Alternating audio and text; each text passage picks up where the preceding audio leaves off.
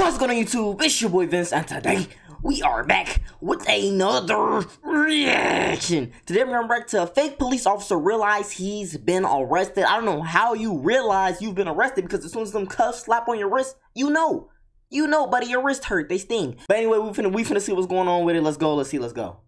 Cops are supposed to be here to protect us. Okay. But what happens when criminals pretend to be the cops to abuse their power? In this video, we'll cover 3 examples of this. Starting with Jackson Jones, who was pulled over after cops received reports of a— Oh my gosh, I might as well be arrested after this video. Hold on. Let's go back. Starting with Jackson Jones, who was pulled over— frame. Y'all might as well throw me in jail too for impersonating police, because I'm the toothbrush police. Look at his teeth. You know he ain't brushed his teeth. No, darn well he ain't brushed his teeth. Plaque all between there. You know he ain't flossed in months, years, days. Bro, you know he's dirty. After cops received reports of a strange police officer aggressively questioning random people around town. Do you have any weapons in the car or anything like that? Like a gun or anything like that? I don't even have a gun. Okay. I'm 19 years old. If this is going to cause problems, the truck's over there, I'm just going to take out the vest, and I'm from Tennessee. So, why are you wearing the vest? Well, like I said, I drove from all the way from Tennessee. Jones says he's from Tennessee, over 500 kilometers away from where he was pulled over in Oklahoma. So it's strange that he's still got on all his police gear, especially given he's off duty, and the cops think so too. Why do you wear a vest outside of the facility? Is this an agency vehicle, or is this your personal vehicle? This is my Kia. It's just a little odd, because whenever I worked in the jail, I took my crap off, especially if I was taking a long drive from Tennessee. You got any kind of employment identification? Dude, they don't give me that when you work at the jail. Really? You don't have like an access card or an ID badge or anything for the facility that you work at? I don't. When Jones fails to produce any form of certification that proves he works in law enforcement, the cops start to get extremely suspicious. Not only was he wearing a police uniform, but he was also pulling civilians over and aggressively questioning them. The cops know something is up with this guy. Oh my gosh, y'all. Do they just have nothing else better to do? Like, are they bored? Like, bro, these type of people that need to read books or something, bro. Like, find a good Netflix series. Do something. They just need to figure out what he's doing, and more importantly, why. And you don't have a gun with you or anything like that? I don't. You can search the car. I don't. You don't mind if I search the car? I don't care if search the car. Okay, cool. Step on out if you don't mind. Now they got you.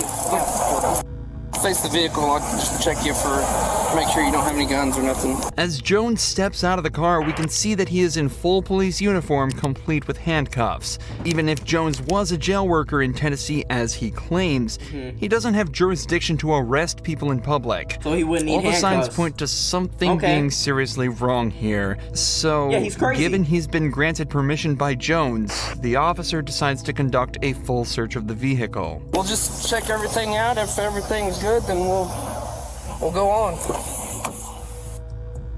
Oh yeah, he definitely been living out this car. Chick-fil-A bags, 3 bags. Bottle, 1 partially missing bottle, and then 2 more to go, and it was a pack of 6. Just all kinds of red flags, man. I would not drive from Tennessee with a vest carrier on. No. Or even a duty belt on. As soon as I get off, I take that shit off. I'm tired of being in it. I hate driving from Topgolf to my house with this shit on. The officer took Jones to his patrol vehicle while he finished off the search, and Jones would take this opportunity to further prove how delusional he really is. Why don't we go have a seat in my Tahoe? I'll have a seat in my Tahoe.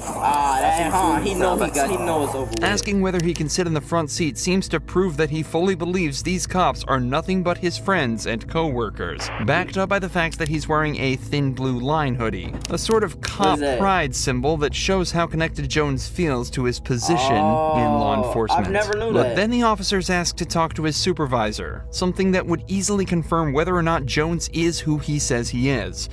But it doesn't go quite as expected. Where'd you get the vest carrier from? Did you order it online? No. From a friend, or? I didn't get it. Bought it at a store? It's a police store up there in Knoxville, Tennessee. Oh, okay. You can only be law enforcement to get it. I bought it like 4 months ago. You can take all this stuff from me and keep me out of trouble. Okay. I mean, that's... he didn't give himself up. None of that stuff was given to the county. Give me your phone back. Like I said, I'm not in the DPS. Alright, cool. 423-494. Yes, this is Deputy Mike Hansen with the Oklahoma County Sheriff's Office. I'm out on a individual saying he works for Campbell County Sheriff's Office by the name of Jackson Jones. You'll give me a call back, 405-869. Even so, would they still, like, would they let him go? He's harassing people. He's got a call on. Like, bro, he's being a harasser. Nobody, okay, they're gonna let him go if he was not a police. I see how it is. So it went to a voicemail. So that's like not an official work number. The number that Jones gave was fake, or at least not belonging to an official police department. Jones was either hoping that they'd give him the benefit of the doubt when it hit voicemail, or that he could convince someone to call them back and pretend to be his supervisor. Either way, it didn't work, and the final nail in the coffin was when the witness he pulled over turned up to the scene and completely exposed his story. Wow. He was dressed like a cop. They had sheriff written on the side right here. He was sitting in a driveway, and I started for about 10 minutes of staring at him, and I'm like, who the heck is this guy? It's kind of odd. He's in our neighbor's driveway. He gets out, and I said, can I help you, sir? He's like, well, I was wondering, what was your problem? You were staring at me over in the driveway. And I said, yeah, I was kind of curious who you was. I lived down the road. I was kind of see what's going on. He goes, I'm a undercover cop for Wellston. Well, I got a call. I got to let you go. And then he left. And then when he left, he came towards the turnpike bridge, and he flipped the U-E and was trying to pull another car. He started flashing his lights at him. Really? And I didn't know if they pulled over or not, but he was flashing his lights like he was trying to pull them over. Not only did the witness attest that Jones seemed to... This is a certified snitch. He is a Hall of Fame, certified, mandatorial, certificate snitch. The words didn't even match up together, but just know he's a tattleteller. He tells on everybody. He told on all of his classmates. He told on the teachers. He told on the other kids in the other grades. This dude is a certified snitch. Got the nerve to have his face blurred out. No, unblur, so I can see who you are, bro. I'm thinking the dude was messing with him. He just, first of all, the undercover cop is wrong. I'm not on his side, but I'm just saying you gotta mind your business. This dude was minding his own business, or wasn't minding his own business, staring at the cop, the fake cop, talking about, who is that guy? Why is he over here? You know what I'm saying? He could be anybody. He can be wherever he wants. What are you gonna do about it, bum? Man, that just got me mad. Cause dude, then he gonna pull up on the scene. Yo, yeah, I got information. Get out of here. To be unlawfully pulling over anybody that came into view, but he also told the officer that Jones claimed to be an officer out of Wellston, a town in Oklahoma, a far cry from Knoxville where he told the cops he worked. As far as the officers were concerned, that was reason enough to bring him in, and they immediately went back to the control vehicle to arrest him. Yeah, I already know I'm going to jail. Alright. Turn around, face the other way. Put your hands behind your back. You're under arrest for impersonating law enforcement. And then you also have a charge for transporting an open container. The penalty for impersonating a police officer is between 1 and 3 years jail time, and he'll likely be facing a small fine from the open container charge as well. But most importantly, Jones is now off the street. The only reason someone like him would ever impersonate a police officer is simply because they enjoy the position of power and authority it gives them. If someone is willing to lie in such a brazen way to obtain that power, who knows what they're willing to do with that power? And that was exactly— Alright, 1 to 3 years, right? What about a prank? Y'all think you would go to jail still for a prank, like, just joking around? I don't know. That's scary. 1 to 3 years? No, that's out my head. The problem police found with Daniel Nelson. Police found him next to a fully outfitted vehicle that heavily resembled a cop car, complete with lights and emblems claiming that it was in fact a local police vehicle. Nelson claims that he patrols as a police officer for a church, helping out homeless people by checking on them and ensuring they're not in danger. But the cops felt as though something was off. Okay. Then I walked this guy's gave me his card, but see if you can try to grab a VIN on it for me while I'm talking to him. He works for a church. There's no plate on it. I just noticed. I mean, I noticed before after you talked to me that there was no plate on it, but he's got a dog in there. Just be aware. If y'all here, something happened. Oh, I'm here on a separate entity. I'm not a part of that. What's going on? Happened? Because you say it's a dude. Yeah, I'm here for something else, probably. Yeah, but I'm just saying. They're their own. Nelson says that he was called out to look for a homeless person that was possibly in crisis. But after talking to the guy, he decides that everything's fine and heads out. But before he goes, the cop asks for his date of birth, claiming they just want his information to take down for their list of local officers, not from the official police department. In reality, though, the cops used his name and date of birth to run his information and find his address so they could investigate further the next day. Oh, they got him. They got him. He better not answer that door. I know that. I know that. Hang over here. I'm gonna check. I could hear him in there talking to his dogs.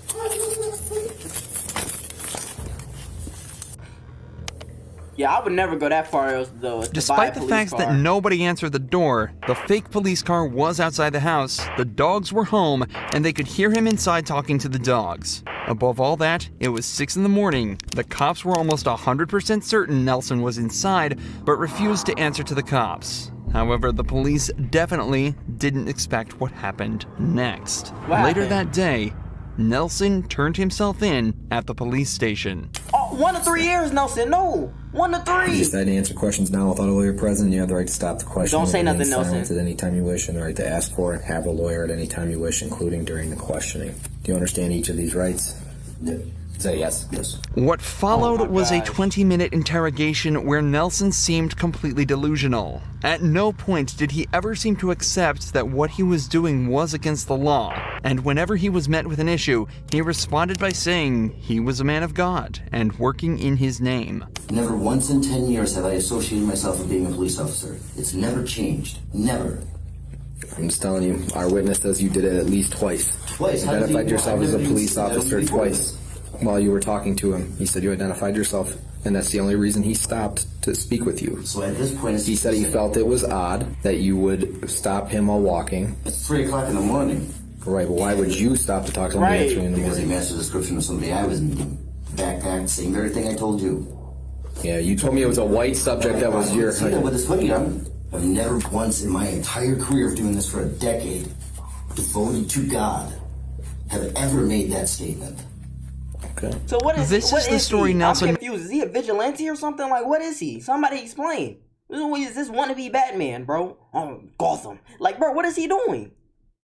I'm confused. Like, so he's saying he's just out here helping people, but he's in a police car.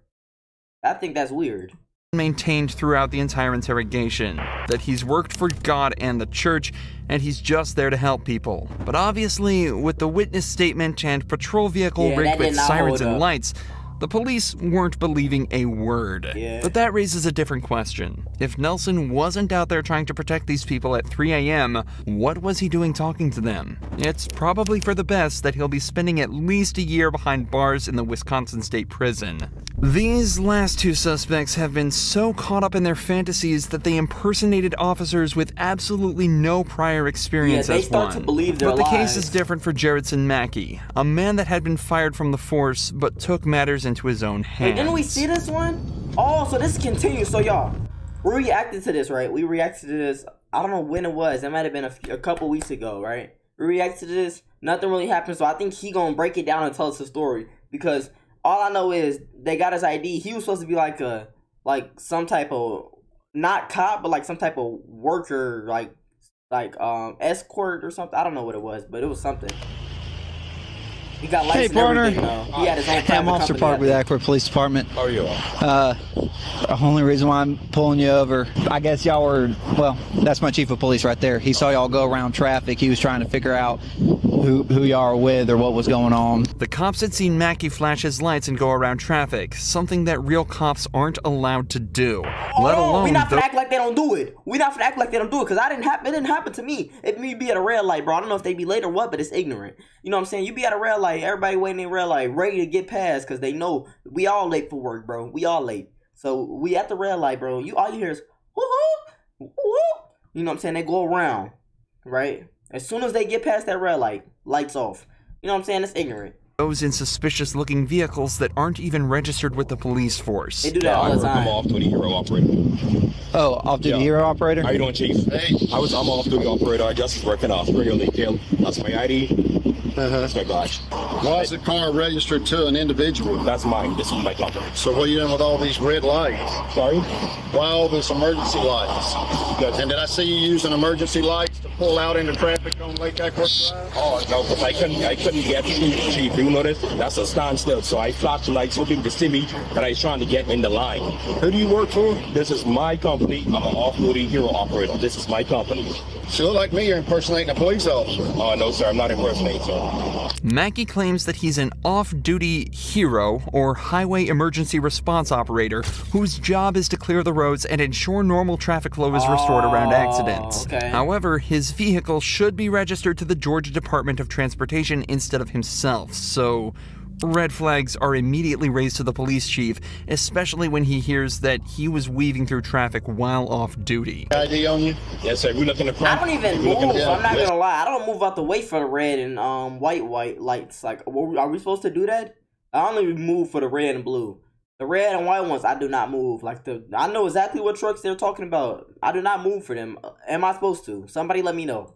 So I see red lights. I saw red lights when you pulled out. Yeah, that's sir. That's when it activated to the back. Yeah. Where's your ID? Right, yes, Chief. Yeah. Do you have a lighting permit for the vehicle? Yeah, right there on the glass.